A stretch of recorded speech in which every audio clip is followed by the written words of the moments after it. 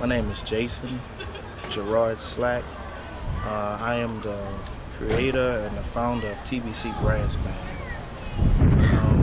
I know Brandon. We all went to school together. We marched in Carver Senior High School band, and Brandon was the first saxophone player that I actually was interested in playing for the band, and he's the original saxophone player for the band.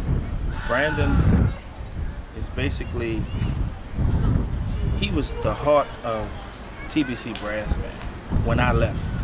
It's like Brandon, I knew when I had to leave that he would keep things together. He would keep the songs the way I would want them, you know, and he did just that. So Brandon, he was a very, very intelligent young man. He really thought ahead of most of the people that I know. We've had several talks, and Brandon his thinking level was just on another level. And you know, he was a very, very close friend. I mean, we've been knowing each other since little kids. You know, when I say little kid, I mean like 15, 16 years old. Mm-hmm. And what neighborhood y'all grew up in? We grew up in the Ninth Ward. And we used to hang together even outside of school. And Brandon, he just became like this leader in the high school band. He came up with the idea of 8 drum majors and Carver, and it was like we was getting so popular in school. We was really popular. Everybody that played in TBC Brass Band was a section leader or a leader in some kind of way. And so Brandon, he became like band captain.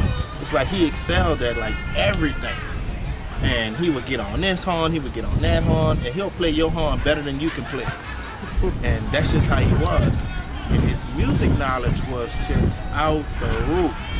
If it wasn't for Brandon, everybody always commend me on how I put songs together and everything, but what they really don't know is Brandon was by my side like all the time. You know, look, I think we should put this, I think we should put that. And I would take his ideas and put it with my ideas, and we would really create like the baddest song, you know. And he just was a person that he was just ahead of his time.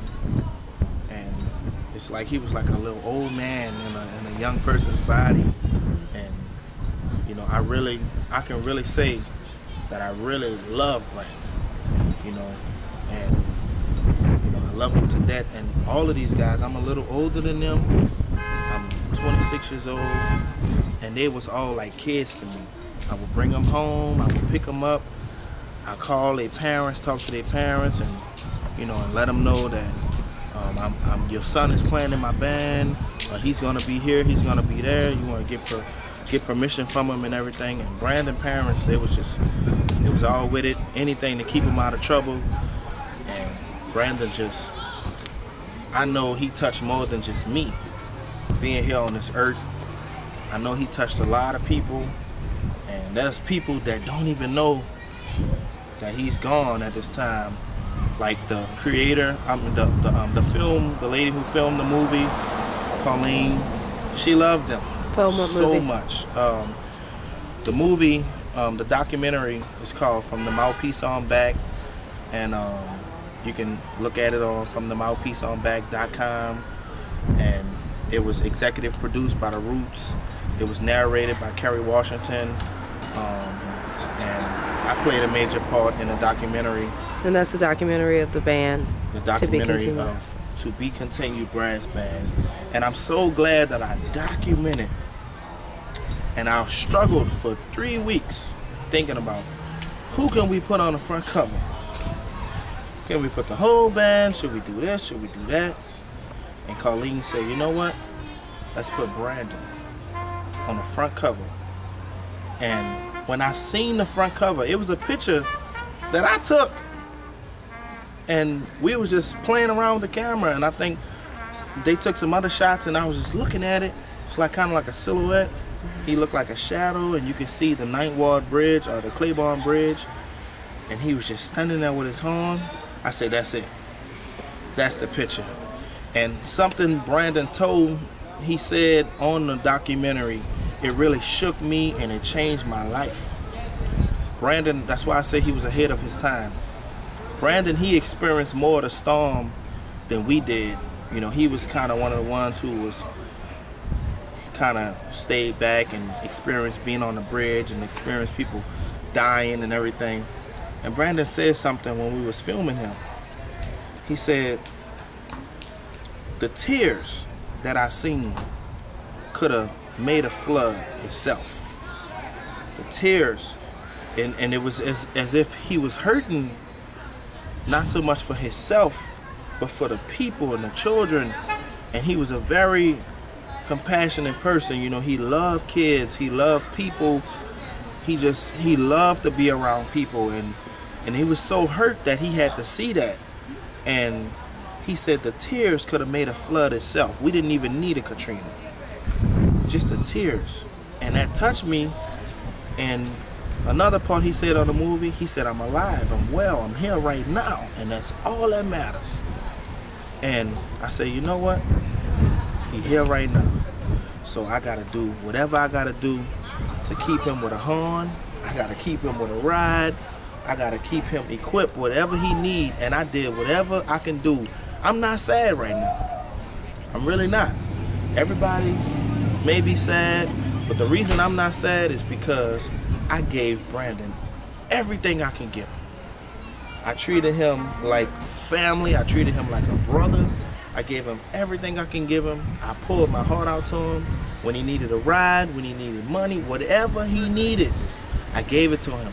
So Brandon don't have to worry about getting sick no more. He don't have to worry about getting shot. He don't have to worry about dying. And I'm not sad. It's sad that he had to go, but I'm not sad because me and Brandon never had no arguments. We ain't never got into it about nothing because he just was that type of person. You can just get along with Brandon. You don't have to have a problem with Brandon. For what? If you told me you had a problem with Brandon, I'm mad at you because Brandon ain't do you nothing. Like, what could he do you that can make you that mad that you want to be mad at Brandon? So I'm gonna miss him, and we gonna all miss the physical Brandon. And you know, I tell people all the time, you know, the graveyard is the most important place in this world because there's dreams, there's goals that people never accomplish, there's people who could have been the next president, is not going to be the next president, there's somebody could have had the cure for AIDS. So I tell these band members all the time, don't die with your gift. Don't die without fulfilling your purpose. And the short time Brandon lived, I really think that he did fulfill his purpose because he touched people in his process of playing music, being with TBC, just his presence. That's all you needed. You didn't even need him to play the horn. Just him being there really, really touched people. And I think he did most of his purpose to me. And this is gonna change TBC dramatically. And the reason I named the band TBC Brass Band is because, number one, we like an 18-wheeler. We catch it flat on one, we got 17 more gonna roll. And I know Brandon gone, but it's to be continued. It's never over. And that's all I have to say about Brandon Franklin. And that's just it. That's all I can say.